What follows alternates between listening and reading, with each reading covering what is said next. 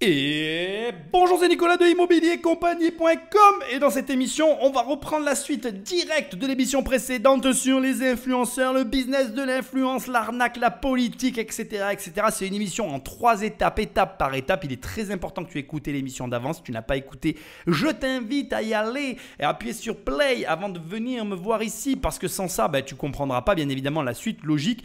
Bien évidemment, sur chaque émission, je fais beaucoup de coupes et de travail. Ici, on va s'intéresser à toute autre chose. On va avoir un peu de technicité côté réseaux sociaux, puis le montage de Magali Berda. Et après, on finira par une dernière émission un petit peu en apothéose, mais surtout en conclusion. Voilà, mais comme d'habitude, et avant d'attaquer cette émission, prends le téléphone d'un ami et abonne-le sauvagement à l'émission ou alors laisse-moi des étoiles et un commentaire là où tu écoutes le podcast, c'est ce qui m'aide encore le plus. Sinon, tu vas sur immobiliercompagnie.com. Dans l'onglet formation, il y a 2 formations. Il n'y en a pas une, il n'y en a pas 10, il n'y en a pas 15, il y en a 2. Et tu choisis celle qui te correspond le mieux pour tout simplement passer de 0 à 1 million d'euros de patrimoine immobilier ou de 0 à 10 millions d'euros. Enfin non, de 1 à 10 en fait. C'est de 0 à 1 et de 1 à 10 millions d'euros de patrimoine. Voilà. Enfin, dans l'onglet livres, il y a des livres et dans l'onglet coaching, il y a du coaching avec moi. Tu cliques et on travaille ensemble, sans toi libre d'ailleurs d'y aller ou de ne pas y aller. Bref, sans plus de transition, Patrick Magnéto, on attaque parce qu'on a du travail. Le placement de produits est une poule aux œufs d'or, selon ce consultant en stratégie des médias. D'un côté, on a la publicité traditionnelle, achetez-moi ce stylo ou vendez-moi ce stylo. Et puis de l'autre, j'ai quelqu'un qui va dire, qui va discuter avec moi de ses coups de mou, de ses moments de joie, etc. Et à un moment, il aura ce stylo dans la main. Je vais vouloir avoir le même. Parce qu'on est vraiment sur de l'émotionnel. On n'a pas l'impression qu'on a acheté un produit, on a l'impression qu'on fait un peu comme un copain, comme un ami, comme quelqu'un, puis qu'on suit tous les jours. Les placements de produits seraient 2 fois plus rentables pour les marques que les spots publicitaires. Je ne sais pas si on va s'en sortir de cette émission tellement elle va être longue. Alors, je ne vais pas m'opposer à ce que vient de dire notre consultant en stratégie marketing. Je n'oserais pas, voyons. Mais c'est pas vrai. Alors, il a raison. Il y a le côté émotionnel et connexion avec Instagram. Quand tu suis un influenceur sur les réseaux, en réalité, il y a, il y a ce côté, voilà, je m'y attache et je le suis au quotidien, etc., qui vient jouer dans le, dans la décision d'achat. Et ça, c'est une réalité. Mais en fait, là, il te dit, pour moi, il te dit vraiment pas toute la vérité. Le vrai fond du problème, c'est que les médias traditionnels ne proposent aucun élément de mesure. C'est-à-dire que, je te l'ai dit dans cette émission, mais quand tu payes une pub à la télé, il y a des gens qui regardent et tu ne peux pas mesurer concrètement ce que la pub t'a rapporté. Alors qu'avec les réseaux sociaux, mais c'est un truc de fou, c'est mesurable, quantifiable, ciblable. Tu peux même cibler, tu peux aller chercher du micro-influenceur qui va influencer une certaine niche. Tu peux vraiment faire un avatar client hyper personnalisé et réussir comme ça à avoir parfois avec de tout petits influenceurs des résultats mais que tu imagines même pas d'ailleurs et que tu n'auras même pas avec la télé. Donc, tu ne peux pas parler comme il parle. Ce n'est qu'un aspect du problème. Il y a un autre aspect aussi qui est pas négligeable, c'est le coût. C'est-à-dire que là où à la télé, pour des chaînes de grande... on va dire que les créneaux qui pourraient t'intéresser pour la télé te permettent de te payer plus d'influenceurs qui vont avoir plus de conversions.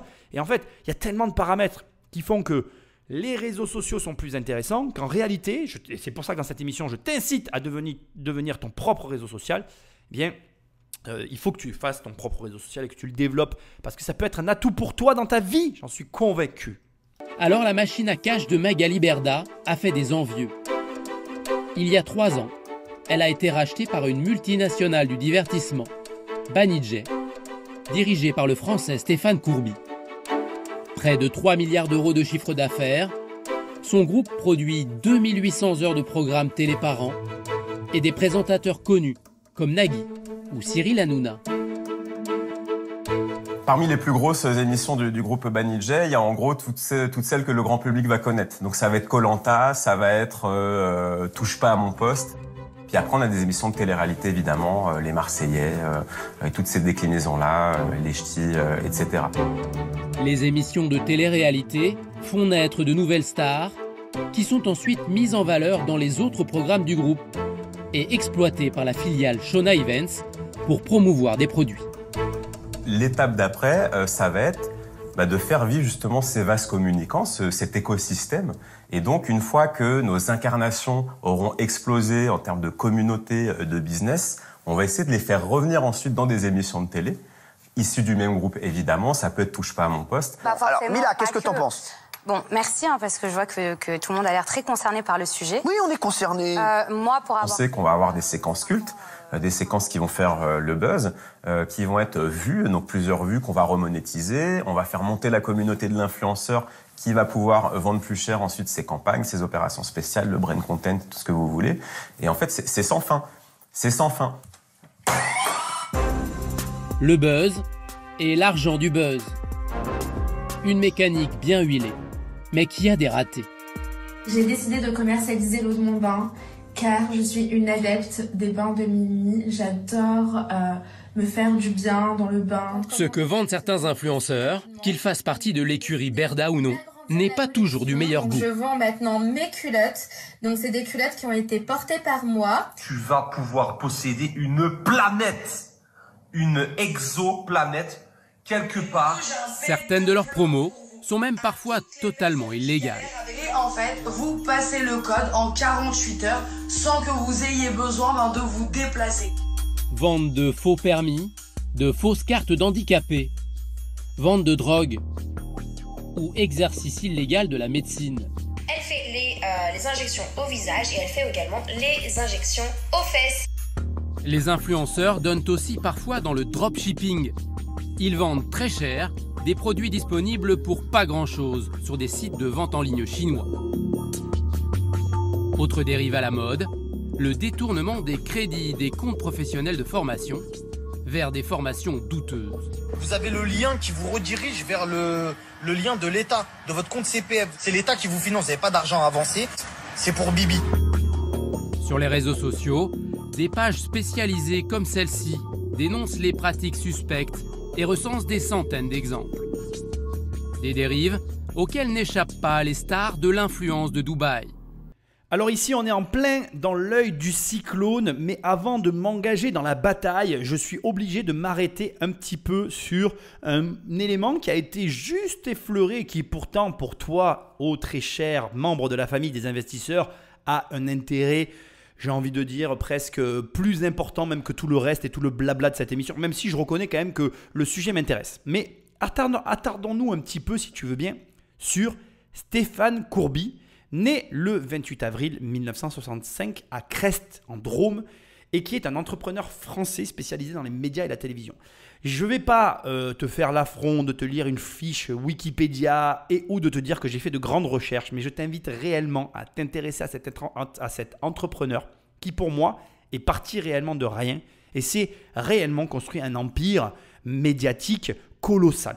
Et non seulement il s'est construit un empire médiatique colossal, mais il est extrêmement bon et performant. Et je devrais même aller jusqu'à dire que je comprends mieux certains, j'ai envie de dire, échauffourés à la télévision française actuellement vis-à-vis de toute cette polémique, tant à mon avis, il a fâché beaucoup de monde dans le milieu médiatique. Et n'oublie pas que la main qui te nourrit est aussi la première main que l'on va mordre. Et je pense que cette histoire est sombrement aussi une histoire de main à mordre. Parce qu'ici, tu as très clairement, et tu vas le voir dans un instant dans l'émission, deux grands groupes qui s'affrontent. Et comble de l'ironie, il se trouve que Stéphane Courby a travaillé dans les deux groupes, puisque le premier groupe, qui n'est autre que celui d'Arthur, eût été l'ancien groupe auquel il appartenait, auquel il avait des parts, Stéphane Courby, dans lequel il a travaillé. Et aujourd'hui, il est donc l'actionnaire majoritaire et seul actionnaire d'abord de Love Productions. Alors Love Productions, ça n'est ni plus ni moins que l'acronyme du prénom de ses enfants, d'accord, de la première lettre de chacun de ses enfants. Et c'est aussi en fait sa société qu'il a lui-même bâtie de ses mains. Et c'est d'autant plus impressionnant quand tu regardes son parcours. Pour te la faire courte, dans les années 90, il assiste à l'émission Ciel Montmardi avec l'animateur Christophe de Chavannes. À la fin de l'émission, en fait, de Chavannes l'embauche comme stagiaire chez Coyote Conseil, où il est chargé de développer les services Minitel. À partir de là, il fait également quelques sujets pour Ciel Montmardi, où il apparaît même parfois. Et au fur et à mesure, il devient petit à petit producteur de l'émission Combien ça coûte et aussi Coucou c'est nous et La Première fois. Donc là, tu vois, il passe de stagiaire à acteur, on va dire à personne qui participe activement à Ciel Montmardi. Puis, il bascule sur Coucou c'est nous, enfin, comme producteur de Combien ça coûte, Coucou c'est nous est la première fois. En 1994, il s'embrouille avec De Chavannes, puis il s'associe avec Arthur en 1994 dans la société Case Productions. À partir de là, ils travaillent ensemble, ils produisent entre autres Les Enfants de la télé, puis le Big Deal ou encore l'émission Miss France. De 98 à 2001, il rachète les Endemol, d'accord, en 2 sessions ASP, et Stéphane Courbil devient le président d'Endemol France. Ensuite, il produit l'émission Love Story, émission de télé-réalité diffusée sur M6. Et c'est en 2007 qu'à la suite de la revente de ses parts de Endemol France, il va créer la holding Love Group, donc qui est la contraction, comme je disais, Lila, Oscar et Vanille, donc L de Lila, O de Oscar et V de Vanille. Et il va se lancer à partir de là dans la production audiovisuelle, donc d'émissions telles que celle avec Cyril Hanouna. Tu vas avoir des émissions de télé-réalité, enfin il y a tout un tas de choses. Il y a des partenaires industriels comme le groupe Arnaud, AMS Industrie, la famille Agnelli pour ceux qui connaissent, et De Agostini aussi, qui sont donc des actionnaires de la holding. Et tu vas avoir des dizaines de sociétés satellites qui tournent autour, dont Air Production de Nagui, Banijé Production, avec Alexia Laroche-Joubert, ALJ, je ne sais pas si tu connais, H2O de Cyril Hanouna, etc., etc. Bref, ça devient une poule de sociétés médiatiques extrêmement puissantes qui aujourd'hui se retrouve en face de Endemol Arthur. Et pourquoi je te dis que c'est la main qui mord en premier? Parce qu'il y a, je pense, pas un différent, je ne le sais pas ce que je m'apprête à te dire, mais je pense qu'il y a quelque chose entre eux. Okay, derrière et en parallèle, il y a de l'hôtellerie de luxe et des jeux en ligne, toujours dans la même holding, dont il est le principal et unique actionnaire, je te le rappelle. Et il a, je tiens aussi à te le dire, dans certaines sociétés, des partenaires tels que LVMH. Enfin bref, on est sur un très gros et on est sur quelqu'un qui est parti de zéro. C'est très, très, très, très, très important de l'entendre parce que pour moi, ça a une vraie valeur qu'en France, aujourd'hui, on ait des personnes parties de rien. Je veux dire, excuse-moi, mais le fin fond de la Drôme, ce n'est pas le plus grand des départements français. On a quelqu'un qui a bâti un véritable empire audiovisuel à la télévision. Et c'était tout à fait logique, pour boucler la boucle, qu'il rachète une société d'influenceurs parce que c'est finalement le cercle vertueux. Je produis des influenceurs et je les alimente aussi en produits marketing qui me rémunèrent derrière. Et finalement, je me retrouve à tous les postes à prendre un petit pourcentage. Et chaque petit pourcentage, comme je te l'ai dit dans la première émission, finit par faire un très gros chiffre d'affaires. Et pour Magali Berda et pour notre cher Stéphane Courbil.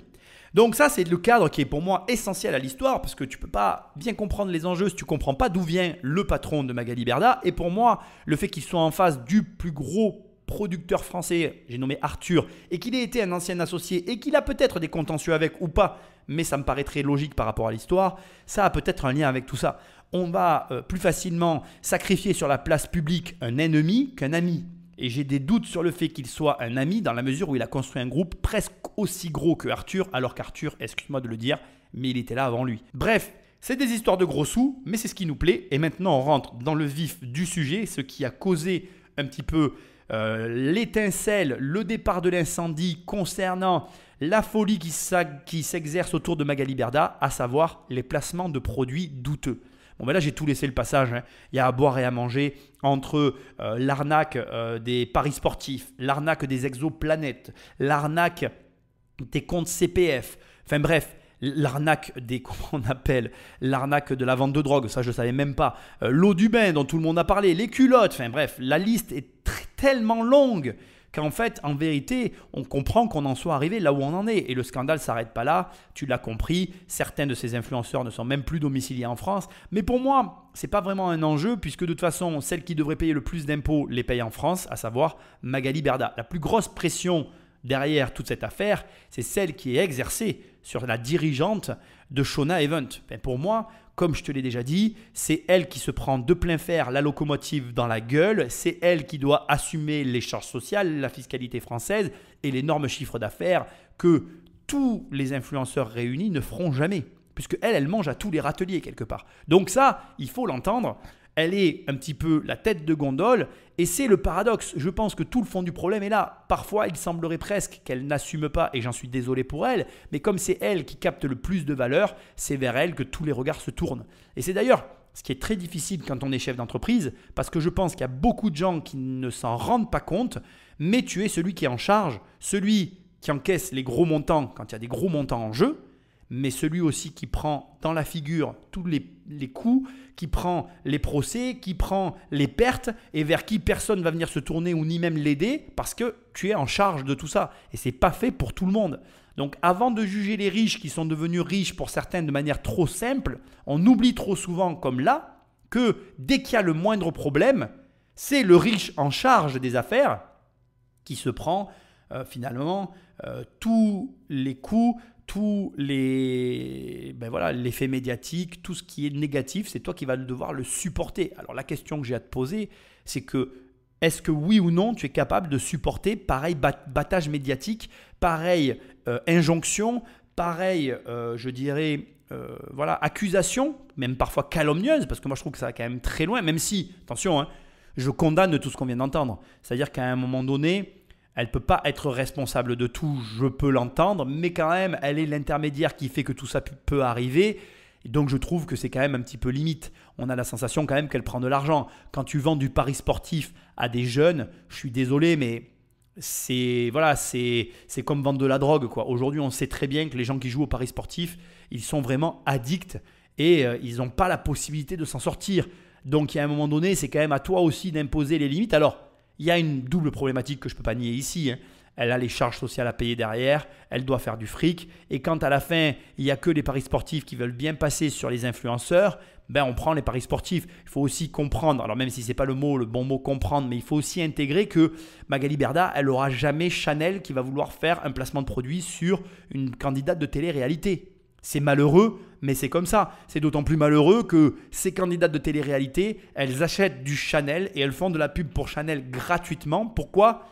Parce que en fait, Chanel n'a absolument pas envie de passer par l'intermédiaire d'une agence comme celle-là pour aller faire un placement de produit. Et d'ailleurs, je vais te dire que j'ai raison dans mes propos. Pourquoi ? Parce que regarde, aujourd'hui, tu as des très gros influenceurs sur TikTok qui signent directement des contrats avec Hugo Boss pour justement avoir l'exclusivité et ne pas s'encombrer d'une mauvaise image. Il vaut mieux aller chercher des petits influenceurs indépendants qui aujourd'hui, et je vais même te dire un truc qui va te choquer, vendent peut-être des formations mais qui ont une image hyper clean que des influenceurs comme ceux qu'il y a chez Magali Berda, parce que, je le pense, hein, mais aujourd'hui je pense qu'il y a les marques de luxe qui pourraient avoir un intérêt d'aller chercher certains influenceurs, mais il va falloir être très sélectif sur ceux qui ne sont pas entachés de procès et de mauvaises images comme là on peut avoir ici. Et le problème, c'est que c'est Magali Berda qui se prend tout de plein fouet. Alors attention, hein, 40 millions d'euros par an, elle a les moyens de ses ambitions et elle a les moyens de faire face. Mais enfin quand même, laisse-moi te dire déjà que ça ne doit pas être facile et que c'est la vraie question que toi tu dois te poser, quoi. Si tu veux gagner beaucoup d'argent, est-ce que tu es prêt à endosser pareille responsabilité ? Et ça, c'est beaucoup moins sûr. Il y a beaucoup de gens qui veulent beaucoup d'argent, mais il y a beaucoup de gens qui ne supporteraient pas le 10e de ce que supporte cette fille. Et je pense que cette fille voulait devenir riche, et je pense qu'elle est devenue riche. Maintenant, la question que j'aimerais qu'elle soit là et qu'elle me réponde, en fait, c'est est-ce qu'elle était prête à ça ? Et moi, je ne le crois pas, en fait. Je pense que personne n'est préparé à ça. Je pense qu'après, il faut faire avec. Je pense qu'il n'y a pas de bonne réaction. Enfin, en tout cas, je n'aurais pas réagi comme elle, ça c'est sûr. Mais de toute façon, en même temps, c'est difficile de dire comment on réagirait puisqu'on ne vit pas sa situation. Donc c'est compliqué et nos réactions sont induites et dictées par notre histoire. Donc bien sûr que nous, on n'aurait pas réagi comme elle et bien sûr qu'elle n'aurait pas réagi comme nous. C'est une évidence de dire ça. Sauf que ce qui est hyper intéressant, c'est toujours de se poser la question et tu dois te la poser. Est-ce que oui ou non, je suis prêt à devenir riche au prix de supporter ce que supporte cette fille ? Et je suis désolé de te le dire, mais il y a énormément de gens qui ne sont pas prêts à subir ça en fait. Et c'est une réalité. Après, moi, je n'ai pas d'avis là-dessus. Moi, je pense que c'est une réponse très personnelle qu'il faut apporter. En attendant, la vente de culottes usagées, la vente de l'eau du bain, c'est très, très limite. Et est-ce que je ne suis pas certaine que cette fille, elle ait un lien avec Magali Berda. Là aussi, je pense qu'il y a un discours scénaristique qui est fait par les peut-être, parce que je ne le sais pas, qui est fait par les journalistes et que volontairement, pour alimenter un peu le scandale, ils mettent tout le monde dans le même panier et je ne suis pas certain que tout le monde soit réellement dans le même panier. Je pense que la télévision ici veut s'extirper de cette affaire parce que, comme je l'ai dit au départ, que ça plaise ou non à la télévision, Stéphane Courby, c'est le producteur et associé de Nagui qui est sur le service public et ici on est sur une émission du service public. Et je pense malheureusement que l'on est dans un panier de crabes et qu'il n'y en a aucun qui est, comment je dirais, plus vertueux que l'autre, qu'ils sont tous impliqués d'une manière ou d'une autre, tant en fait finalement tout le monde est imbriqué l'un dans l'autre. Et qu'au bout du compte, là encore, on est face à des groupes qui se connaissent, qui se côtoient, qui ont travaillé ensemble, et donc au final qui ne peuvent pas nous délivrer la vérité vraie. C'est pour ça, et c'est hyper important à ce stade, je suis obligé de te dire que je t'ai parlé de Stéphane Courby et de son histoire, et c'est pour ça que toi, il faut que tu sois hyper méfiant sur tout ce qu'on te dit en fait. Tout ça, c'est qu'une histoire d'influence et tu ne sauras pas le vrai fin mot de l'histoire. Je pense qu'il y a ce qu'on nous veut bien nous dire, il y a ce qui a été découvert et puis il y a tout ce qu'on ne nous dira jamais en fait. Et c'est, à mon avis, l'élément le plus important de cette affaire, c'est précisément ce que l'on ne nous dira jamais. Ce que l'on va faire très attention de nous cacher et ce qu'on va faire en sorte qu'on ne trouvera jamais en fait. Et tant qu'on n'aura pas ces informations qui sont dissimulées, et comme dans toutes les affaires, il y a toujours des informations dissimulées, tant que tu n'auras pas ces informations, tu ne sauras pas le vrai fin mot de l'histoire. Et pour moi, certes, tout ça, c'est parti de Booba, et on va en parler, tout ça, c'est parti de autre chose. Mais maintenant, on se retrouve dans une situation où chacun essaye de ramener la couette de son côté, et aujourd'hui, France 2 essaye de se dégager de cette affaire, alors qu'ils sont impliqués, hein. Je te le répète, France 2, Nagui, Stéphane Courby. Donc, ils essayent tous maintenant de se dégager de là en mode « moi non, j'ai les mêmes propres, vous inquiétez pas », sauf qu'ils sont tous impliqués. Et je crois que, déjà, si tu suis des candidats de télé-réalité, la meilleure chose que tu as à faire, c'est de te désabonner, premièrement. Et deuxièmement, je te le dis aussi, sois très vigilant sur ce que chacun te dit dans une affaire. Parce qu'encore une fois, il y a ce que tu vois, ce que tu comprends et ce que tu interprètes, mais il y a surtout ce que l'on ne te dit pas. Et ça, c'est ce qui a le plus de valeur. Retour chez Mila Jasmine. Chez elle, la collection de produits reçus pour des placements semble illimitée. C'est franchement la pièce dont je suis plus fière.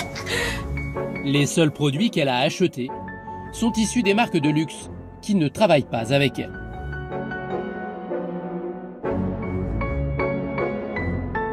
« 90% de mon dressing, déjà, ce sont des placements parce que je ressens plus le besoin d'acheter, parce que je reçois tout le temps des produits et je porte les placements qu'on m'envoie. » Pour ces fans qui voudraient s'habiller un peu comme elle, mais qui n'en ont pas les moyens, Mila a fait la promotion d'un site internet. C'était 1 mois avant notre rencontre. Je vais vous parler du nouveau site internet avec lequel je collabore qui s'appelle La Moula Shop. Aujourd'hui, grâce à mon code promo, vous avez moins 20% qui sont valables sur tous les produits du site. On y trouve des vêtements classiques, mais aussi des contrefaçons de grandes marques, comme ce bracelet d'un modèle Hermès ou ces fausses lunettes Balenciaga vendues 28 fois moins cher que l'original. La publicité de contrefaçon, un délit qui peut valoir 2 ans de prison et 300 000 € d'amende. Il y a eu des affaires de marques de contrefaçon. Vous avez pas... Alors moi, je fais pas ça. Hein. Moi, franchement, vous pouvez voir en bas, tout est vrai. Oui, ça, moi, mais même si j'achète du vrai, je vais pas proposer du falche à ma communauté. Déjà, c'est illégal. Donc, vous n'avez pas travaillé avec un truc qui s'appelle La Moula Shop? Non, moi, j'ai jamais travaillé avec eux. Je vais parler du nouveau site internet avec lequel je collabore qui s'appelle La Moula Shop. Moi, c'est des vêtements, c'est pas... Là, c'est des vêtements que je promouvois. Hein. Ouais, c'est ça. C'est en fait... Là, c'est pas de la contrefaçon, c'est une chemise. Mais c'est pas une chemise Diop ou Dior, ou c'est une chemise... Alors, en fait, sur le site La Moula Shop, il y a aussi des articles de contrefaçon. Ah oui, ça, je suis pas du tout au courant. C'est Magali qui m'a donné ce placement. Mila Jasmine botte en touche. La responsable serait Magali Berda, son agent, qui lui fournit les contrats des marques. De retour à l'agence à Paris, la patronne des influenceurs proteste de sa bonne foi.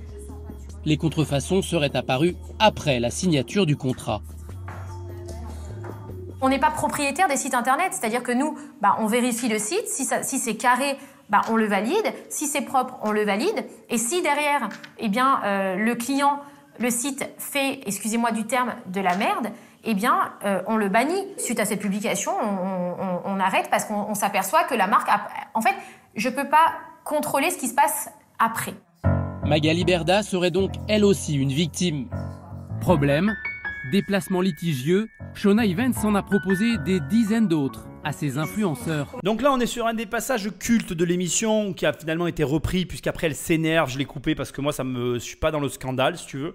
Elle s'énerve parce elle estime avoir été piégée. On lui a soumis donc des partenariats qu'elle aurait fait sans qu'on lui en parle avant, parce qu'elle a demandé que pour cette émission, on lui parle à chaque fois avant de ce dont on allait lui parler pour pouvoir consulter son service juridique et apporter les bons éléments de réponse ou les bons silences sur les propos à tenir par rapport à la situation. Et le problème ici, il est très simple. On a d'un côté Mila Jasmine qui, en rigolant, te dit « Non, mais moi, j'ai rien de faux. » En fait, ce n'est pas le problème que tu aies toi rien de faux, comme je l'ai dit tout à l'heure.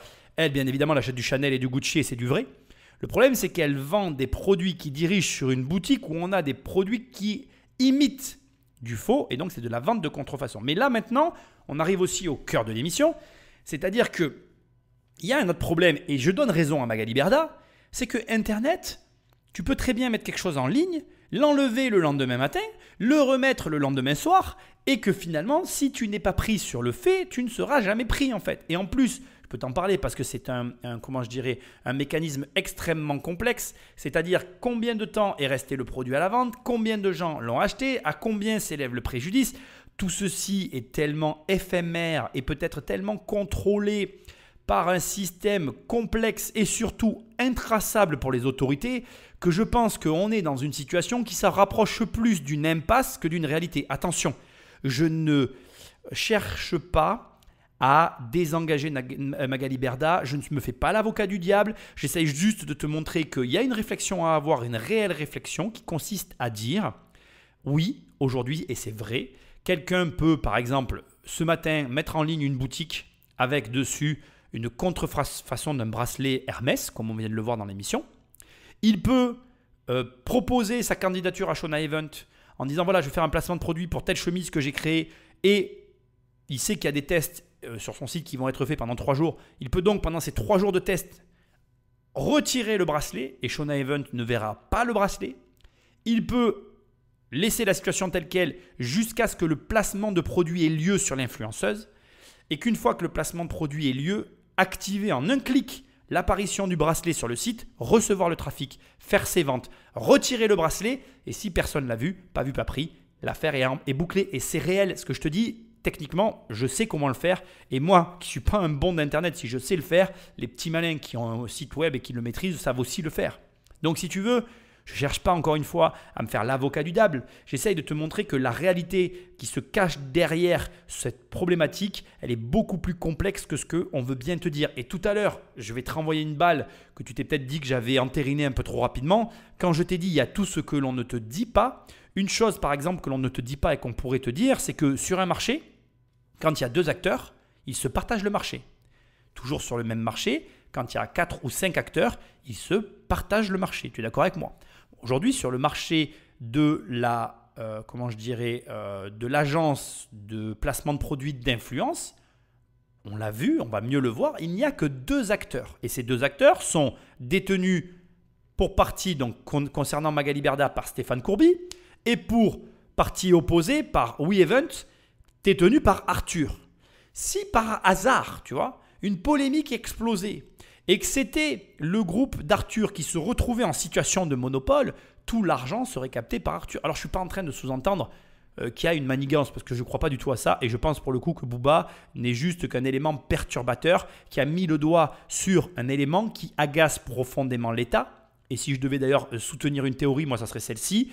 C'est-à-dire que le compte de formation, c'est une arnaque, on ne va pas se mentir, mais c'est une arnaque depuis un moment, même sur tout ce qui se passe sur Internet et même dans mon business à moi. Moi, je ne prends pas les comptes de formation parce que je sais que c'est illégal en fait. Aujourd'hui, pour être compte de formation, tout le monde peut l'être et tu vas piocher dans de l'argent qui est destiné aux contribuables pour initier dans leur vie un changement de carrière. Or là, tu as des mecs sur Internet qui leur vendent des formations en trading. Non mais s'il te plaît, quoi, c'est pas un changement de carrière, c'est pas vrai. Tu ne vas pas vivre du trading. Si tu le crois ou si d'ailleurs tu ne l'as pas compris, tu es crédule en fait. Tous les mecs qui te font du placement de produits en disant tu vas vivre du trading, c'est soit une arnaque, soit ils cherchent à voler les comptes de formation. Je te rassure, ils ne feront pas de toi un trader pro. Si tu veux être trader pro, la vérité c'est que le mec, dès le départ, il doit te dire il faut au moins que tu aies entre 20 et 50 000 euros sur un compte.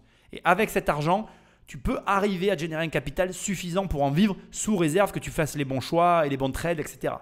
Et voilà, il y a beaucoup de conditionnels, quoi, tu vois. Bref, moi, ce que j'essaye de te dire, c'est que pour moi, dans cette affaire, il y a des éléments comme celui que je viens de soulever qui sont incompréhensibles. Parce que je suis d'accord que la contrefaçon et la vente de produits illégaux, c'est un problème et il faut l'enrayer. Mais la vérité, c'est que la justice française, elle est dans l'impasse. Elle doit aujourd'hui attaquer des personnes qui sont hors sol, ce qu'elle a énormément de mal à faire de manière courante. La justice française n'arrive déjà pas à juger les affaires sur le sol. Alors le hors-sol, n'en parlons pas. Il faut vraiment que tu aies détourné des milliards pour que les mecs y mettent les moyens pour venir te chercher. Mais là, voilà, je suis désolé de te le dire. Je sais que beaucoup de gens vont hurler quand ils vont entendre ce que je vais dire. Ils gagnent de l'argent, mais pas assez pour les intéresser. Ce qui peut les intéresser, c'est Magali Berda avec ses 40 millions. Ce qui peut les intéresser, c'est de pécho tous les influenceurs qui sont à Dubaï. Parce que là, ça peut les intéresser. Mais c'est pareil, tous ceux qui sont en train de se barrer, ceux-là, ils ne se feront pas choper. Ils ne vont pas aller chercher l'influenceur qui est tout seul aux États-Unis ou tout seul je ne sais où. Ils vont aller prendre un groupe parce que ça va avoir un intérêt sur l'ensemble du montant, mais pas sur un influenceur isolé, tu vois. Donc, je pense que, et enfin voilà, je veux finir avec le dernier élément avant de te dire ce que je pense. Le dernier élément, c'est le caractère, comme je l'ai précisé, éphémère de tout ça. C'est tellement éphémère, tellement pas adapté à la justice actuelle que je vois mal comment ils vont arriver à juger ça. Et c'est d'une complexité, comment je vais dire, intracommunautaire, parce que c'est pareil. La nana, elle fait un placement de produit à Dubaï enfin, tu comprends ? Elle est sur le sol dubaïote. Donc, elle est régie par les règles dubaïotes. Quel est le droit réel français de légiférer là-dessus ? Donc, je ne sais pas si tu imagines le bordel. Donc, en réalité, on est sur finalement un procès d'intention qui sera plutôt ce qu'on est en train de vivre, quoi. Quelque chose qui va se passer sur la place publique et qui doit simplement, par les utilisateurs, se régler. Soit les gens se désabonnent en masse des influenceurs et je pense qu'on tient une solution viable. On les siphonne de l'intérieur, on ne leur donne plus aucun pouvoir et l'affaire, elle est réglée. De toi à moi, j'y crois pas du tout, mais c'est pour moi la meilleure solution. Soit, on compte sur la justice, mais je sais pas toi, moi, je n'y compte pas trop. Allez, on continue. À Orange, c'est l'histoire qu'a vécue Cindy, 38 ans. Elle est devenue influenceuse quand elle a gagné 30 000 abonnés sur Instagram en 2 mois. Les raisons de son succès s'appellent Adam, Lily Rose, Aaron, Maë, Ézéchiel ou Emma. Car Cindy est mère de 9 enfants. Oh, tu rigoles ? Il y a 3 ans, elle a participé à une émission de TF1, Famille XXL. Elle et sa famille nombreuse ont été filmées pendant 4 mois. Avant même la diffusion, une agence de placement de produits lui propose un contrat. We Events, dirigé par Wesley Nakache, le principal concurrent de Magali Berda. L'agence a elle aussi été rachetée par un grand groupe, Satisfaction, dirigé par l'animateur Arthur, qui produit Les Anges de la télé-réalité ou La Villa des cœurs brisés. Une fois le contrat signé, Cindy touche 100 € par vidéo où elle place des produits, comme ses shampoings vendus plus de 30 € le flacon.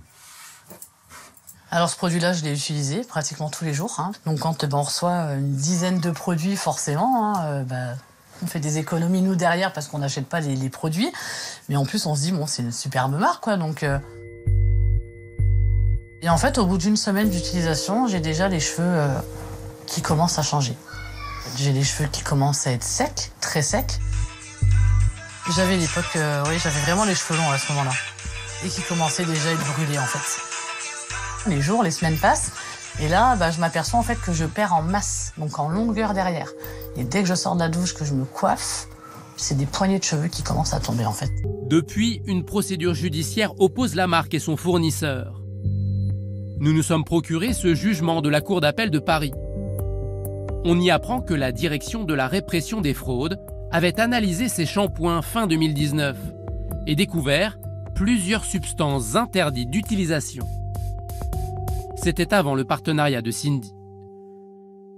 Fin 2020, d'autres analyses ont confirmé la présence de substances interdites chez Nikki Cosmetics, et ce, pour 9 produits de la marque. Qui est donc le propriétaire de cette marque ? Dans les mentions légales du site, surprise, il s'agit de la propre agence d'influenceurs de Cindy, We Events, dirigée par Wesley Nakache, qui s'est mise à produire sa propre gamme de shampoings. Alors ici, je t'ai coupé tout le passage où on parle de Wesley, où il y a une discussion téléphonique avec Wesley Nakache parce qu'en fait, finalement, il explique que pour lui, il est entrepreneur et qu'il n'y a pas de mal à créer plusieurs boîtes. Il ne voit pas le problème en fait de finalement sponsoriser ses propres influenceurs. Juste pour info, je trouvais intéressant que tu aies quand même la comparaison entre les deux personnes. Donc, je suis allé sur le compte de Wesley Nakache qui s'appelle WeEvent. Alors, WeEvent.wesley. Et puis, tu as le petit, comment on appelle, le petit symbole, tu sais, officiel concernant Wesley.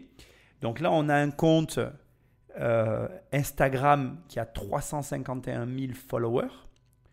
Et à l'opposé de ça, on a Magali Berda qui, elle, a un compte Instagram à 1,3 million de followers. Donc, il y a 1 million d'écart entre nos deux patrons de société de gestion d'Instagrammeurs &Co. Et je vais quand même être tout à fait franc avec toi. Je trouve qu'il n'y a absolument pas la même présentation, le même profil, on va dire, de l'un à l'autre. En gros, Magali Berda, on est vraiment sur une personne qui s'est montée limite en tant qu'influenceuse à la façon de ses propres influenceurs, alors que Wesley Nakache, c'est vrai que c'est assez marrant et paradoxal justement par rapport aux pratiques évoquées ici. On se croirait sur l'Instagram d'un pote à toi, un ami d'enfance qui partagerait ses photos de famille. Tu vois finalement plus de photos de lui avec sa famille que de photos de lui avec des influenceurs, même si tu vois effectivement différentes stars par-ci par-là de télé-réalité sur son Instagram. C'est difficile de se dire qu'il a la même aura, en tout cas qu'il est le concurrent direct de Shona Event. Là, on arrive aussi au point d'orgue un petit peu de l'émission. Alors, on a notre très intéressante amie Cindy Family Off, elle aussi qui a donc bien un compte Instagram à 63 000 abonnés, qui nous explique avoir été victime de Wesley Nakache, de produits qu'elle avait à présenter. Et pour chaque vidéo faite sur son Insta, elle touchait 100 €. Donc, ça veut dire que déjà, quand tu as des chiffres comme ça qui te sont avancés, tu peux considérer que la société qui dit « je te donne 100 € par vidéo », ils savent déjà que la répétition et les produits que tu présentes vont attirer X milliers d'euros sur les comptes. Donc, le process est rodé et normalement, quand des entreprises comme ça ont déjà des prix préarrêtés, prédéfinis, bien c'est parce qu'ils savent pertinemment, ils savent exactement combien ils vont gagner avec chacune de ces publications. Là où le bas blesse, c'est exactement comme elle dit Cindy, c'est quand elle passe les produits et que les produits sont nocifs. Bon, ben là, clairement, je vais être tout à fait transparent avec toi. Je trouve ça scandaleux. Pour moi, il n'y a aucune discussion, aucune réflexion possible. Et il y a d'ailleurs, je comprends qu'on dise qu'il faut que ça s'arrête parce qu'à ce stade, c'est pas normal qu'il y ait des gens qui achètent ça, qui se retrouvent avec des problèmes et que personne ne contrôle effectivement, on va dire, la situation. Mais on est sur des métiers, des agences d'influenceurs qui font finalement le relais entre des personnes qui ont une audience et des marques. C'est quelque chose qui est complètement nouveau. D'ailleurs, ça nous amène aussi sur une réflexion que je voudrais que tu commences à avoir, qui indique réellement que le monde a changé depuis Facebook pour moi. D'ailleurs, pour moi, je n'arrête pas de le répéter, mais le monde a changé depuis que Apple a proposé l'iPhone et depuis que Internet finalement est dans les mains de toute la planète. Et qu'aujourd'hui, on se retrouve avec des gens qui, d'un côté, ont une audience, qui directement peuvent monétiser cette audience, et de l'autre côté, des marques qui ont la volonté de toucher l'audience qui est possédée par des gens. Et quelque part entre les deux, on a ces agences qui essayent de faire la jonction entre, donc d'un côté, les influenceurs qui possèdent cette audience et de l'autre côté, les marques qui veulent toucher l'audience que possèdent les influenceurs.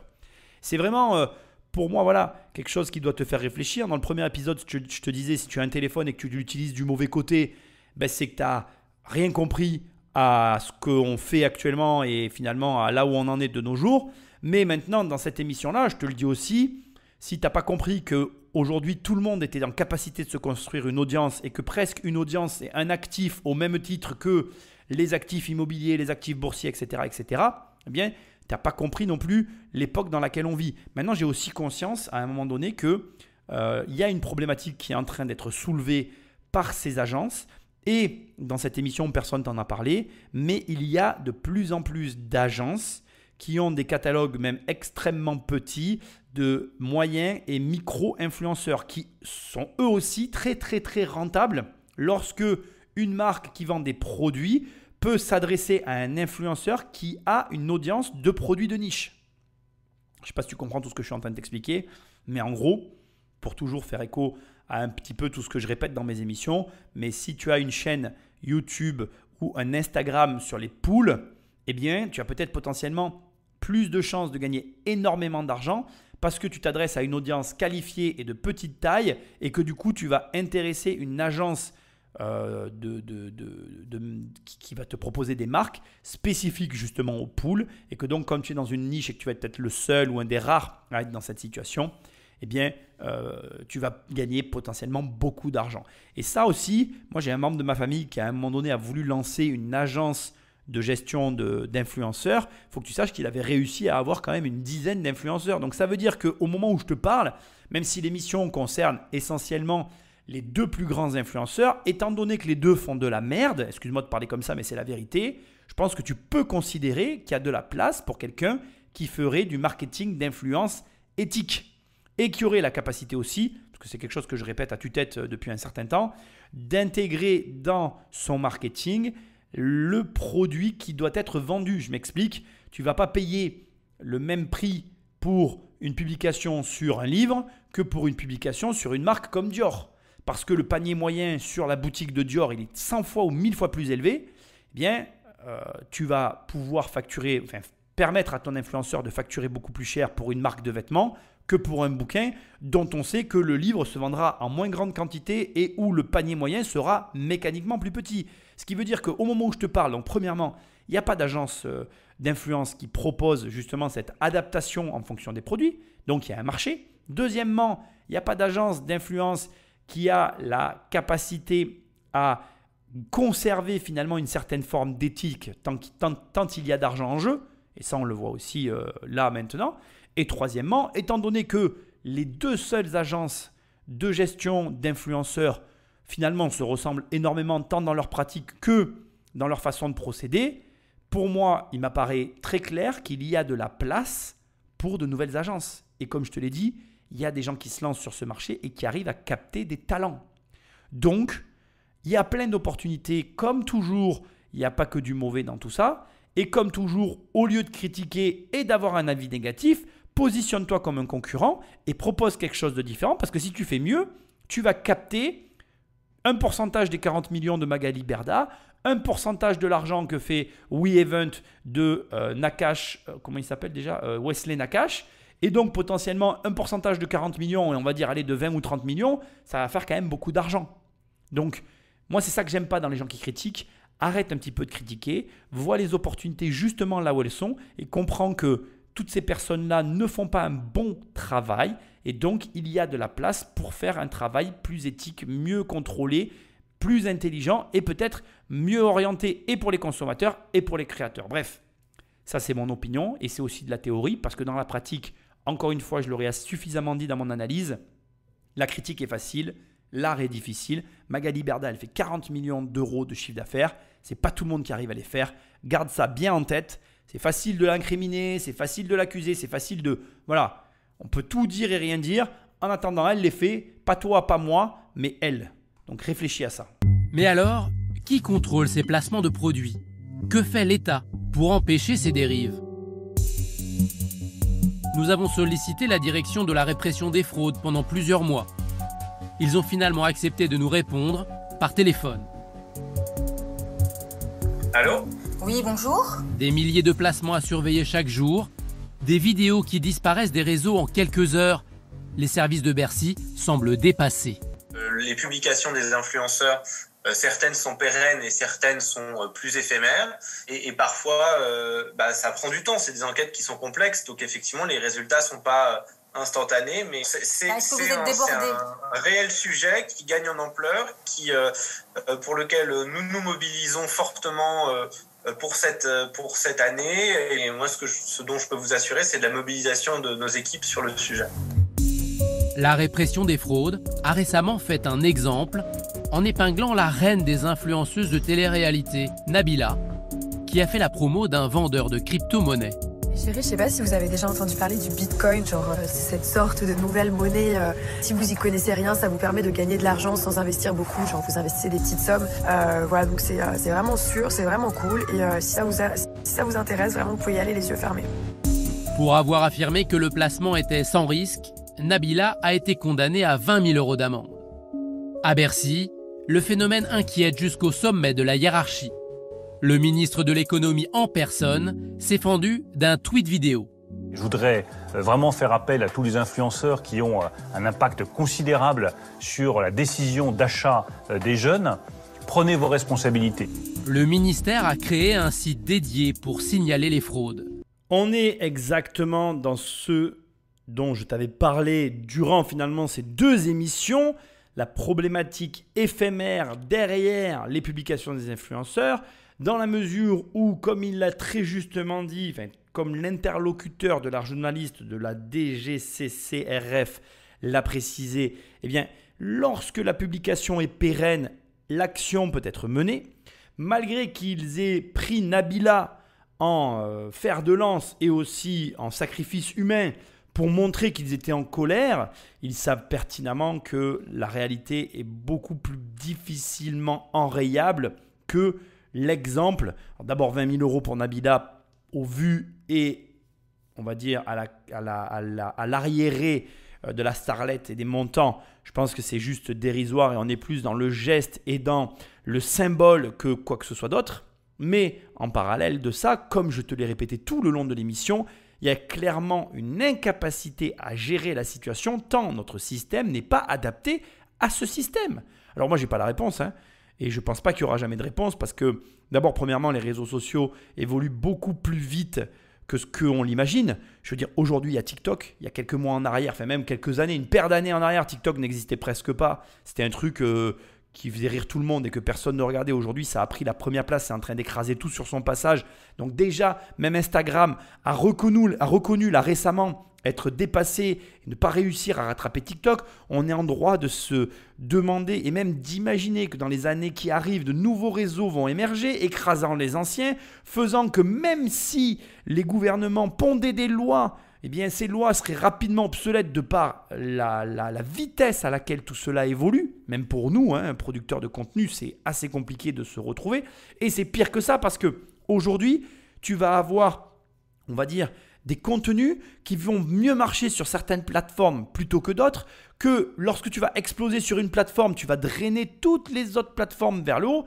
Enfin bref, comme je suis en train de te l'expliquer plus ou moins à demi-mot, c'est on va dire un bordel sans nom pour tout le monde en fait. Les créateurs de contenu qui doivent s'adapter en permanence et définir quelle stratégie ils vont employer pour quelle plateforme et comment ils vont se développer. Finalement, laisse-moi te le dire comme je le pense, mais les créateurs qui sont partout, pour moi, sont les grands gagnants parce qu'ils arrivent à drainer un peu d'intérêt sur toutes les plateformes et à comme ça regrouper tout le monde autour de leurs produits et de leurs services. Mais à l'inverse, les créateurs de contenu qui sont que sur 1 ou 2 plateformes, ceux-là sont plus en danger parce que s'ils perdent leur trafic, et on va le voir dans un instant avec, pour finir cette deuxième partie, une influenceuse qui a tout perdu. Et tu vas voir que finalement, quand tu perds tout, ça ne tient pas à grand-chose. Et finalement, tu as tout intérêt à vraiment, comme je le répète depuis toujours, bien gérer ton argent si tu veux prendre les virages et perdurer dans ce métier-là qui est un métier finalement éphémère et un métier artistique. Pour revenir à la fiscalité, ça c'est énormément compliqué parce que bien évidemment les réseaux sociaux permettent l'exil fiscal. L'exil fiscal complique l'accès au capital pour les impôts et les impôts n'ont pas un système français adapté à la situation. Alors, on a quand même dans ce pays le 49.3 qui permet de voter en urgence certaines décisions et je ne suis pas inquiet sur le fait qu'à mon humble avis, les politiques seront pour un cas comme celui-là particulier, pour des montants aussi importants comme ceux qui sont véhiculés au travers de cette activité-là, trouver dans le système complexe de l'administration française une mécanique beaucoup plus rapide pour aller capter de la valeur. Parce qu'il y a une certitude ici, c'est qu'il y a énormément d'argent à prendre et que donc, d'une manière ou d'une autre, la solution sera trouvée tant pour les impôts comme finalement pour tout le monde, parce que même pour les consommateurs, on va reconnaître que ça serait quand même bien qu'ils arrivent à enrayer le phénomène. Moi, je suis complètement pour, parce que je ne me suis pas encore exprimé dans ces émissions. Tu vois, quand Nabila, elle dit que le Bitcoin est sans risque, elle ne peut pas parler comme ça. Que tu crois ou non au Bitcoin, ça c'est quelque chose d'indépendant. Moi, j'ai tendance à croire au Bitcoin, donc je ne vais pas t'influencer en te parlant de ça, mais ce n'est pas la question de dire que tu y crois ou que tu y crois pas. Ça, c'est un autre problème. Mais que tu y crois ou pas, il y a quelque chose d'extrêmement important que tu dois intégrer, c'est que le Bitcoin est un investissement extrêmement volatile et que par conséquent, si tu y engages tes fonds, tu dois être prêt à les perdre. Donc, parler de cette manière, c'est totalement différent que de dire « ouais, c'est un placement super sûr et tu peux te faire un petit billet sans mettre beaucoup d'argent ». Non, c'est complètement faux. Pareil pour les paris sportifs. Je suis excédé et j'exècre toutes ces, on va dire, toutes ces communications, toutes ces publicités qui tournent autour des paris sportifs. Le pari sportif, c'est n'importe quoi. Tu ne deviendras jamais riche avec du pari sportif, tu ne feras jamais fortune avec du pari sportif. Ça n'est qu'un leurre, ça n'est qu'un jeu, ça n'est qu'une addiction. C'est au mieux une perte d'argent sèche assurée, au pire une dette que tu vas générer pour solder l'argent, pour solder la créance que tu auras contractée pour pouvoir faire du pari sportif. Parce qu'il y a pléthore d'histoires aujourd'hui qui, autour de paris sportifs, sont relatées et commencent à être relatées sur les réseaux, de personnes qui sont engagées là-dedans sur les bons conseils de certains influenceurs et qui au final ont tout perdu parce que non seulement les conseils étaient merdiques, mais en plus tu ne gagnes pas d'argent dans les paris sportifs. Les seules personnes qui gagnent au paris sportif, ce sont soit les organismes de paris comme le PMU, soit les pronostiqueurs. Ceux-là, ils gagnent à coup sûr, mais tous les autres, c'est des perdants. Voilà. Et si tu es un perdant, soigne-toi. Parce qu'aujourd'hui, tu as d'autres manières de gagner de l'argent que par des paris sportifs et tu n'as pas d'excuse pour de perdre de l'argent. Tu peux gagner plus d'argent que dans les paris sportifs en investissant ton argent intelligemment. Dans l'immobilier, la bourse et même les crypto-monnaies. Donc, renseigne-toi, arrête de croire n'importe qui te raconte n'importe quoi et arrête d'écouter des conseils de merde qui sont véhiculés par des gens qui n'y connaissent rien. Comment veux-tu qu'une star de télé-réalité, d'abord, premièrement, elle puisse te vendre quoi que ce soit qu'elle ne pratique pas elle-même, alors qu'on te vende des fringues, je peux encore le comprendre, elle peut les porter elle-même, mais même dans cette émission, comme tu viens de le voir, finalement les sociétés de placement de produits conseillent à leurs influenceurs de mettre d'autres produits dans leurs bouteilles de shampoing, etc. Donc en fait, moi je le répète très souvent, mais je ne fais confiance à plus personne aujourd'hui. Je ne fais confiance à personne. La seule confiance que j'accorde, c'est la confiance que je vais avoir dans les personnes que je côtoie au quotidien et dans la vie que j'ai au quotidien. Le reste, pour moi, je l'entends, mais je ne l'écoute jamais et je n'en tiens même pas compte. Il y a des fois des gens qui me disent des choses, je dis oui, oui. Ils me disent, tu m'as compris? Je dis plus ou moins, mais ce n'est pas important que je t'ai compris, ça ne m'intéresse pas. Ça vexe souvent des gens parce que parfois on essaye de me parler de bons plans, on me propose des choses, etc. Et je m'en fous en fait. Et je te conseille d'adopter le même comportement. Tu ne dois rien écouter. Moi, pendant les quelques années où j'ai regardé la télé, il y a très longtemps de ça, aucune publicité ne m'atteignait jamais. C'est pas parce que je voyais un mec me dire qu'il fallait que j'achète je ne sais quoi que j'allais l'acheter en fait. Je compte sur les doigts de la main les fois où la télé ou la publicité m'a réellement influencé pour acheter ceci ou cela. Bon, maintenant je ne la regarde plus du tout, donc au moins c'est réglé. Mais ce que j'essaye de te dire, c'est que c'est à toi, consommateur, à un moment donné, d'avoir la capacité à prendre du recul, à prendre tes propres décisions et à te dire « Ok, on essaye de me vendre quelque chose, donc je ne l'achèterai pas. » C'est tout.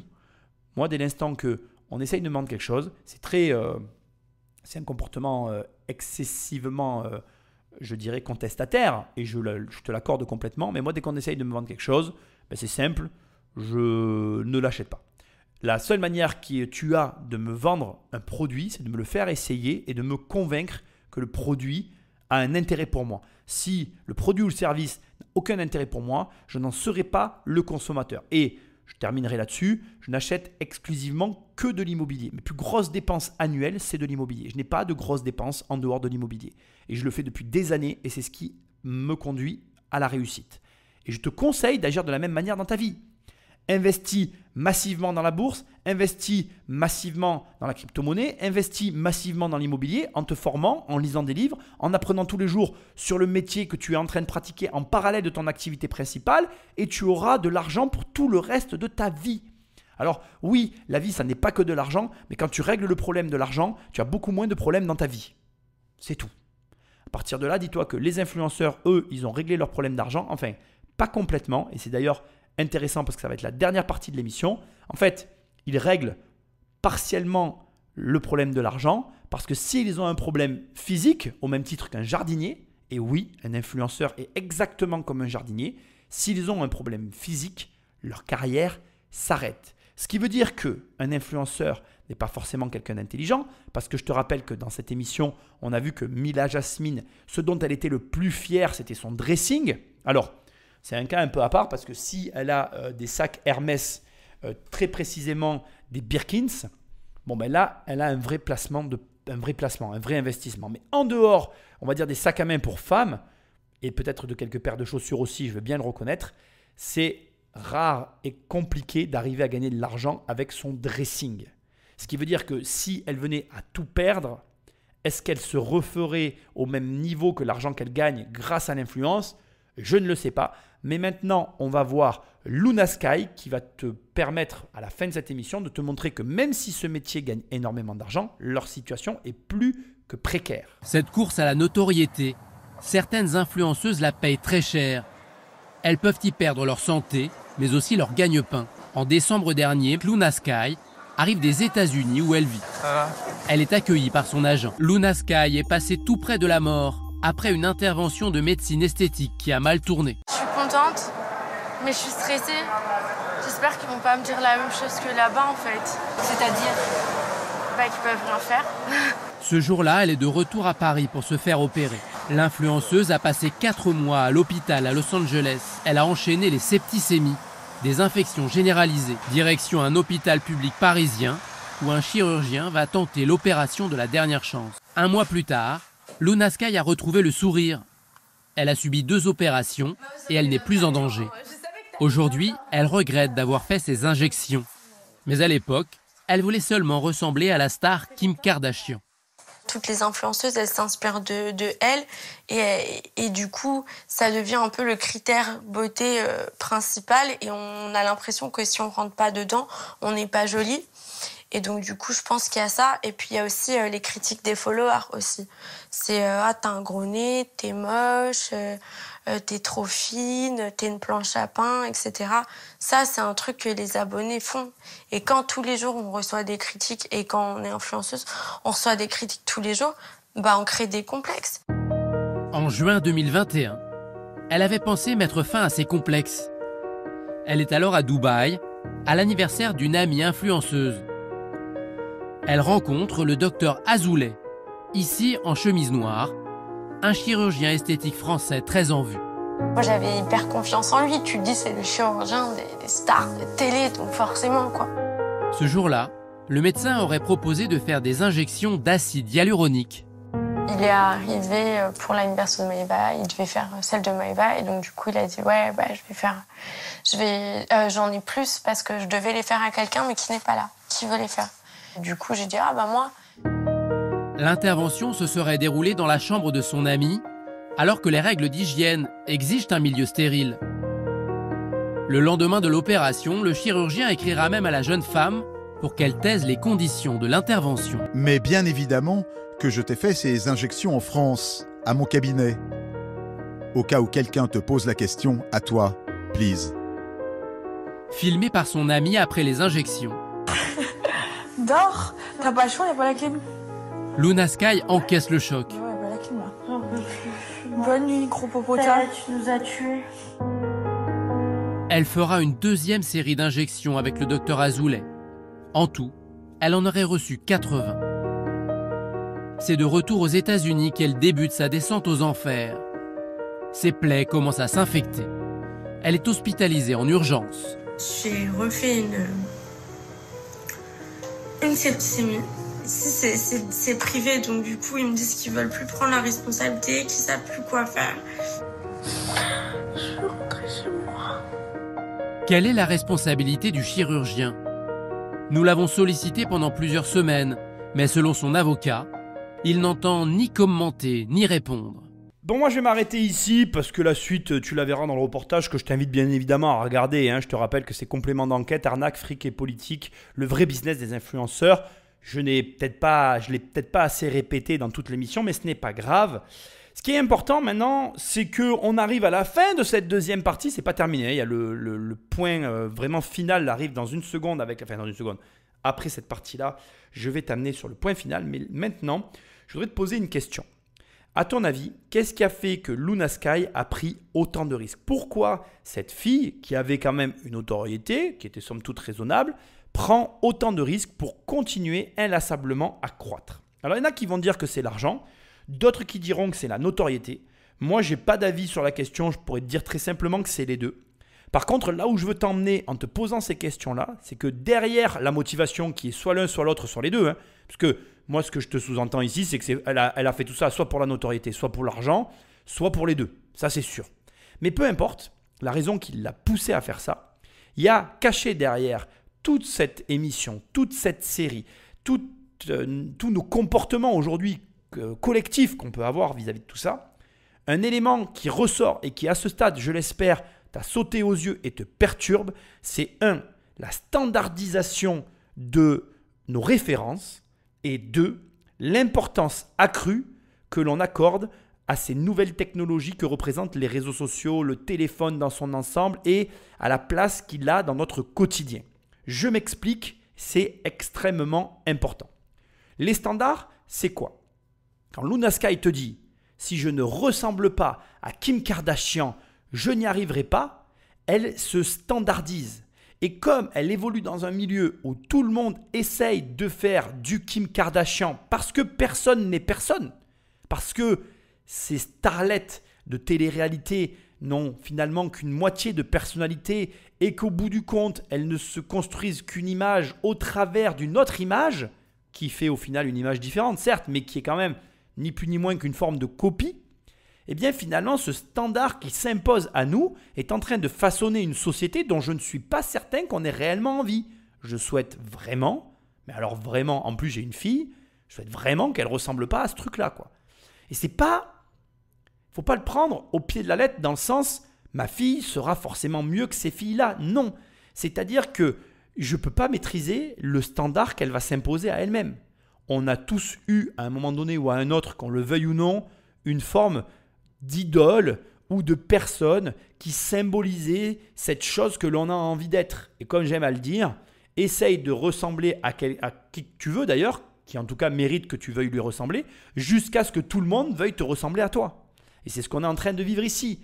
Mais on le voit maintenant sous la réalité dérangeante que peut représenter finalement la standardisation à un niveau où des personnes ont beaucoup d'argent, pas vraiment de limites et pas non plus vraiment d'intellect pour faire face à ce que ça implique. Parce que vouloir ressembler à Kim Kardashian, je ne suis pas certain que ce soit une fin en soi.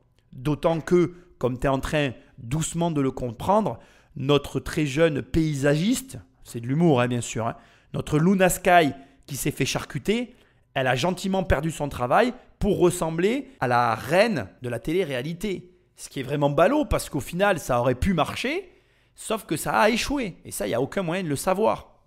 Donc la standardisation, c'est quelque chose qui est à prendre avec des pincettes. Il faut faire extrêmement attention à ça. Et il ne faut pas tomber dans des excès où justement on accepte tout et n'importe quoi pour ressembler à quelqu'un. Il y a un moment donné où je pense qu'il faut être capable de se dire « Ok, il y a des choses qui m'intéressent chez cette personne, elle a des comportements et des choses qui m'intéressent. Je ne vais pas chercher à lui ressembler, mais à m'en inspirer. » Ce qu'elle aurait pu tirer de Kim Kardashian, c'est qu'elle s'était façonné une silhouette et des comportements qui faisaient qu'on la reconnaissait quoi qu'il arrive.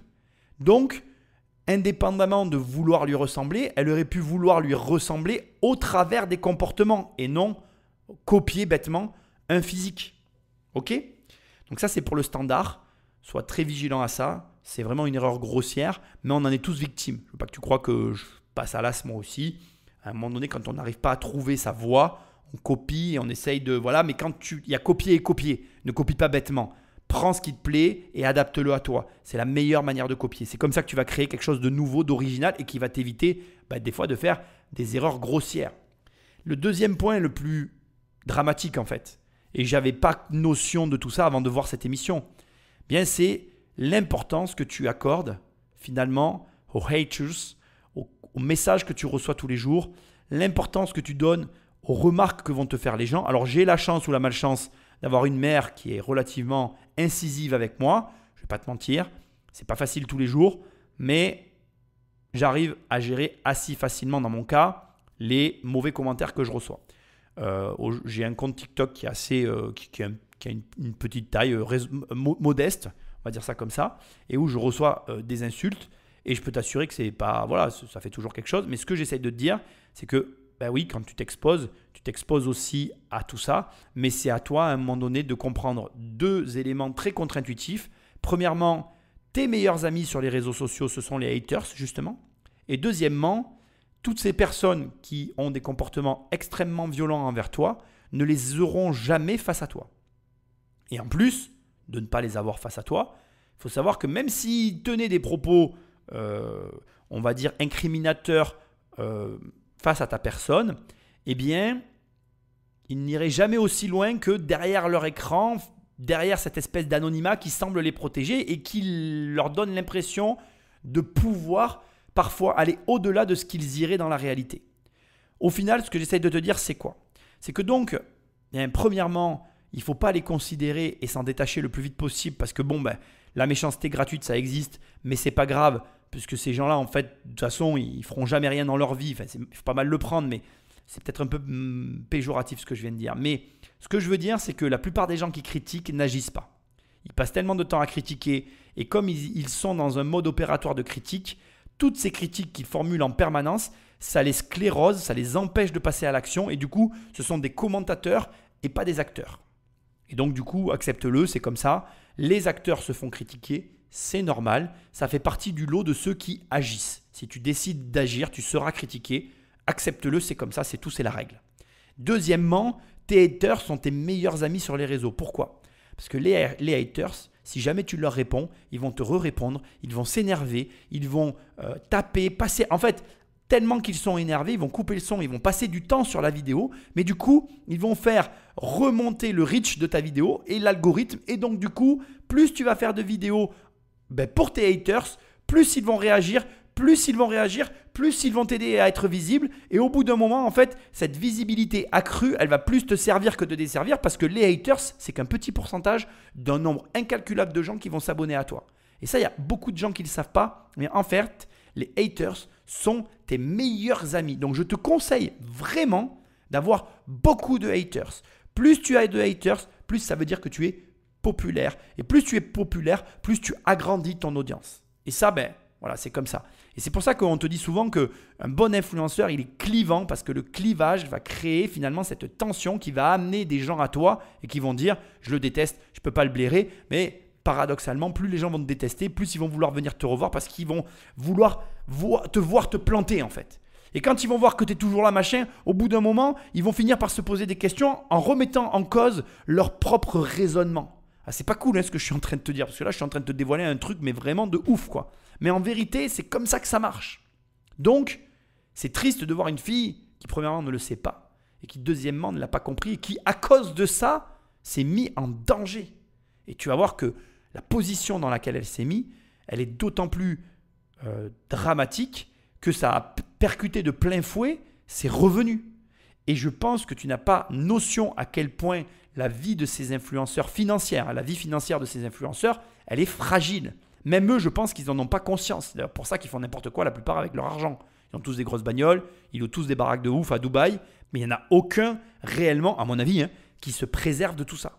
Parce que, laisse-moi te rappeler ce que je dis tout le temps, tu gagnes de l'argent pour les moments où tu n'en gagneras plus. Et crois-moi, quand tu as des problèmes et que tu as de l'argent devant toi, c'est très différent que quand tu as des problèmes et que tu n'as pas d'argent devant toi. Parce que dans un cas, tu tombes à terre et tu ne te relèves pas, alors que dans l'autre, on appelle ça trébucher. Et je te rassure, trébucher, c'est jamais grave parce que tu te relèveras toujours. Et crois-moi, écoutez la suite des aventures, plutôt je dirais des tribulations de Luna Sky, c'est vraiment pas funny, quoi. Hein Patrick, Magnéto. J'ai ouvert ma chaîne YouTube, au bout de 4 semaines, j'ai dû la fermer. En un mois, j'avais gagné 160 000 followers sur TikTok. J'aurais continué, je serais maintenant au moins à plus d'un demi-million, c'est sûr. Moi, on m'a appelé pour pour des jobs et je les ai refusés et c'était beaucoup d'argent. Beaucoup d'argent. Je sais que, en gros, oui, si je fais le calcul déjà de base, sans extra et tout que je fais, bah, c'est 175 000. Donc, j'ai aussi refusé des tournages, c'est encore de l'argent. Donc, ouais, en tout, clairement, 200 000. Clairement, ouais, ma vie, elle a pris une tournure différente.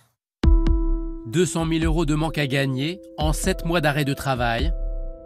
Luna Sky a également contracté un emprunt pour rembourser ses frais d'hospitalisation aux États-Unis. Difficile pour autant de recommencer les placements de produits. Toute activité physique lui provoque des douleurs. Le retour à la vie d'avant n'est pas pour tout de suite.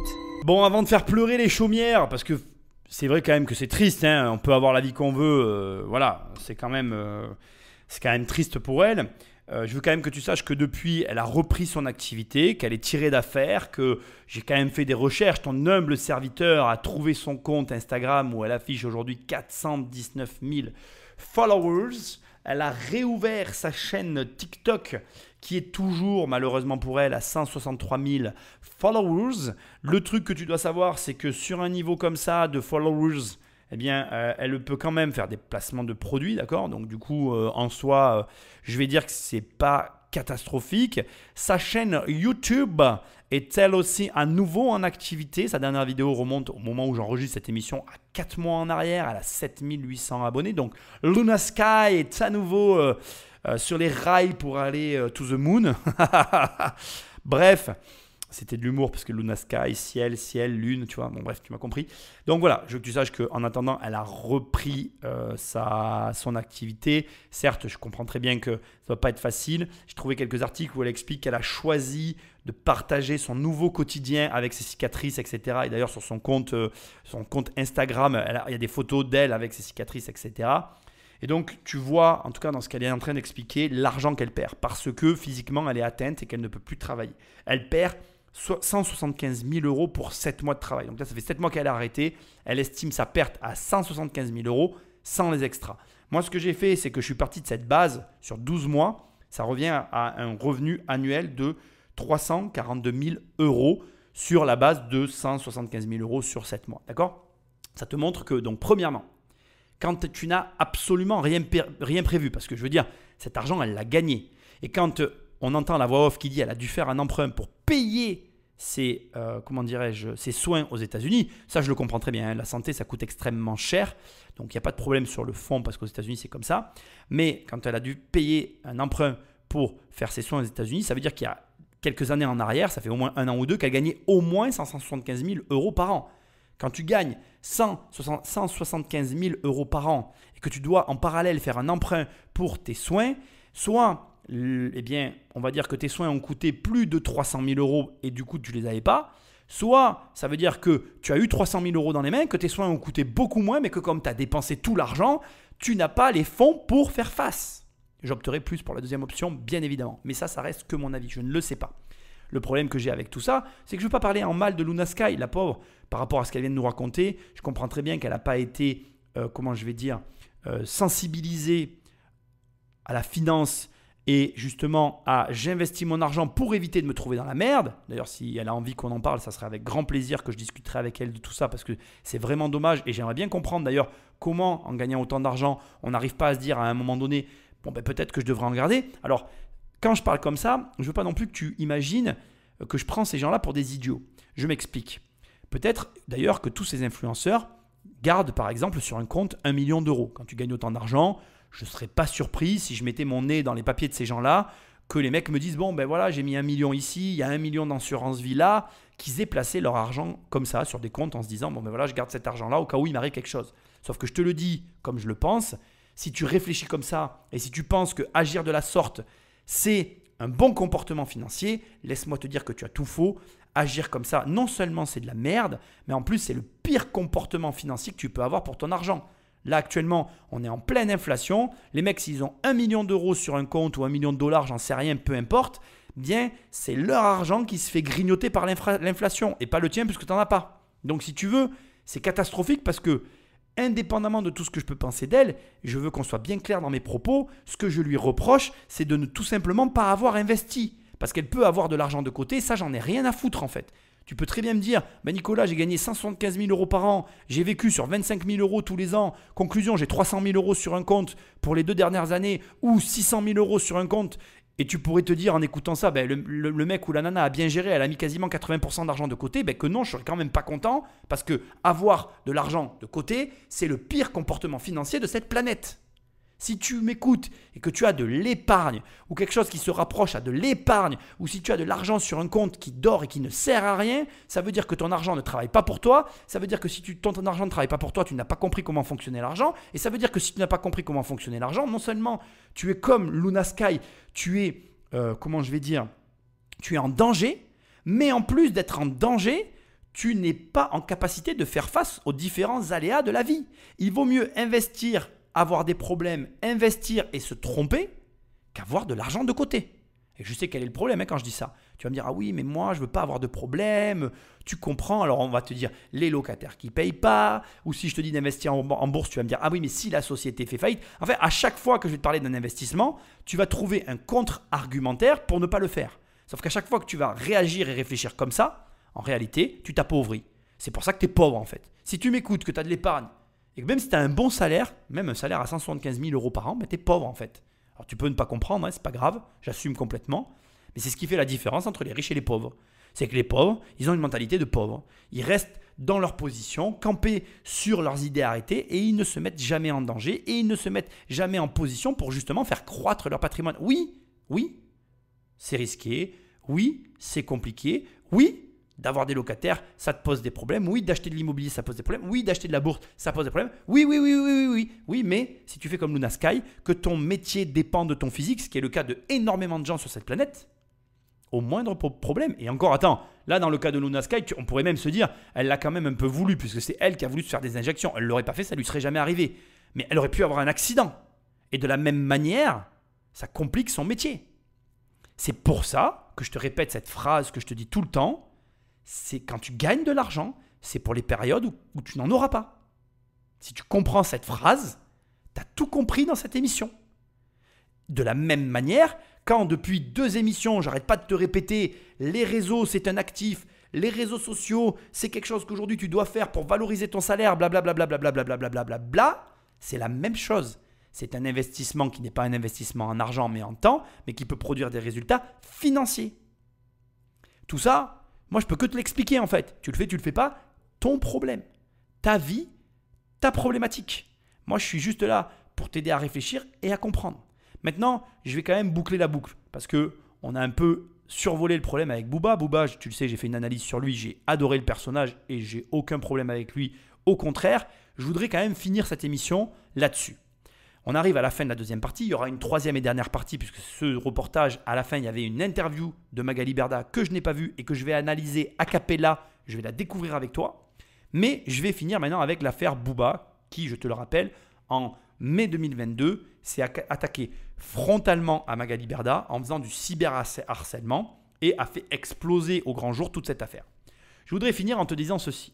Si on doit éthiquement s'asseoir et au niveau de la morale, juger qui a raison, qui a tort, il n'y a pas de discussion, c'est Booba qui a raison. Parce qu'à un moment donné, au niveau de l'éthique, on va dire que, qu'on le veuille ou non, et je suis vraiment désolé pour Magali Berda, malgré tout le bien que je peux penser de ce qu'elle a fait, et aussi le mal, parce qu'il y a des choses qu'elle a fait mal et je le reconnais bien volontiers, ce n'est pas mon univers, donc ne crois pas que je la défende, hein. Je ne suis pas un consommateur ni une personne friande de ses tweets ou de je ne sais pas ce qu'elle peut faire d'ailleurs. Je la suis pas, quoi. Voilà, je me fous de cette fille, je la connais pas. Mais indépendamment de tout ça, je reconnais ce qu'elle a accompli, la société qu'elle a construite. Mais je reconnais aussi que je n'arrive pas en l'état à dissocier le côté greedy de la personne du côté soi-disant éthique aujourd'hui qu'elle essaie de mettre en avant.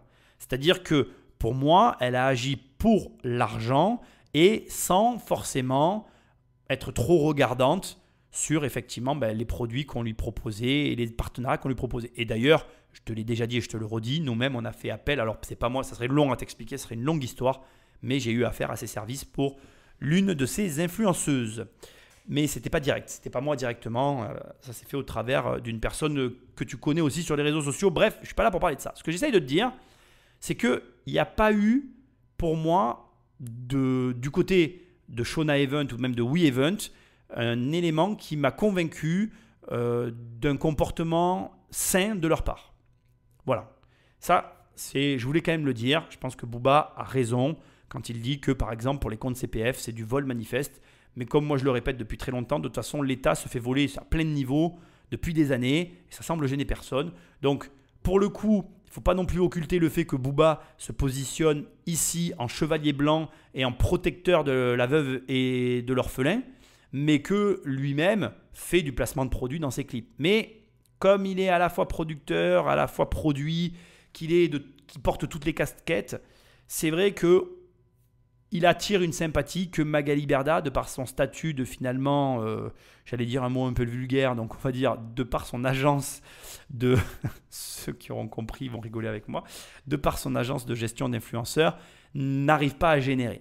C'est-à-dire que même si elle a réussi à se construire une personnalité, même si, somme toute, moi elle me laisse plus ou moins indifférent, mais qu'elle ne m'est pas antipathique complètement, voilà, je n'arrive pas à avoir la sympathie que j'ai pour Booba envers Magali, mais elle ne mérite pas automatiquement le cyberharcèlement. Et si d'ailleurs j'avais quelque chose à reprocher à Booba, ça serait ça. Je pense qu'il aurait eu là l'opportunité de montrer une facette de sa personnalité qu'on ne lui connaissait pas, tant la proie était facile. Magali Berda était, pour ainsi dire, voilà, dans une position très faible, de par les choix qu'elle a fait de placement de produits et de par la posture qu'elle a.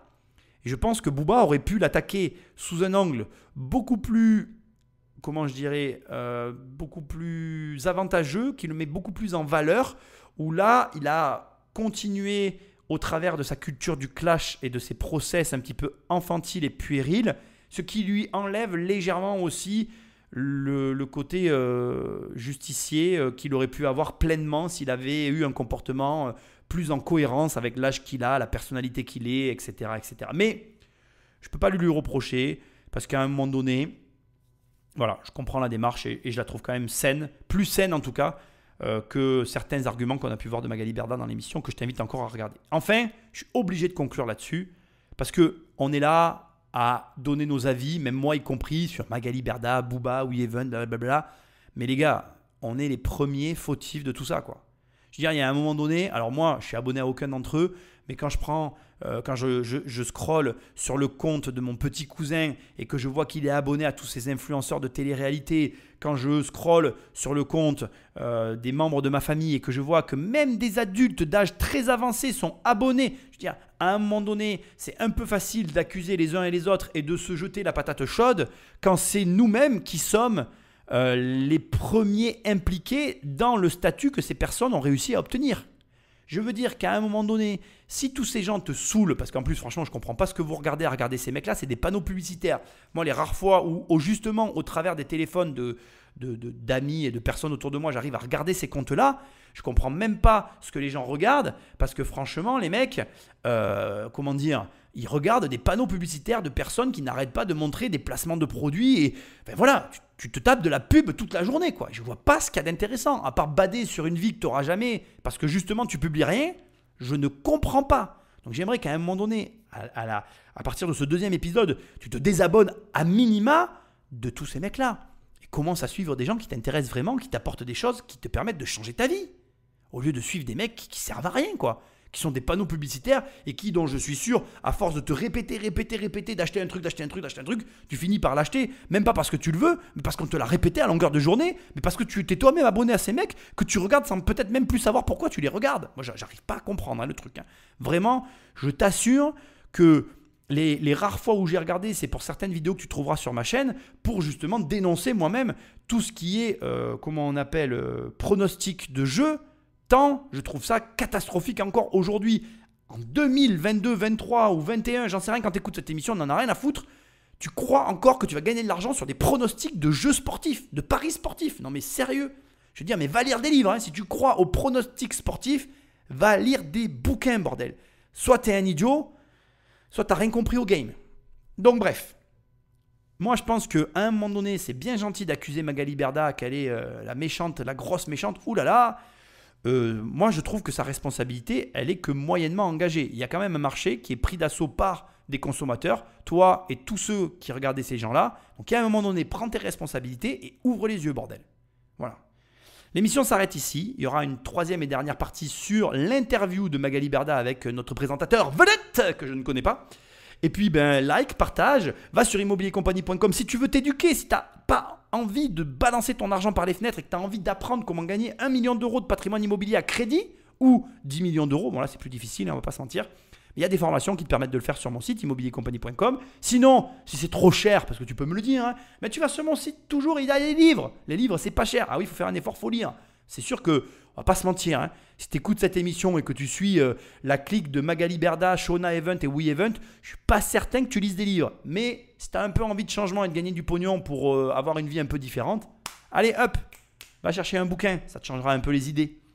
Et puis sinon, il y a des coachings, ça c'est du bonus, mais c'est toi qui vois. Merci, laisse-moi un message, des commentaires là où tu écoutes le podcast et je te dis à très bientôt dans une prochaine émission. Salut!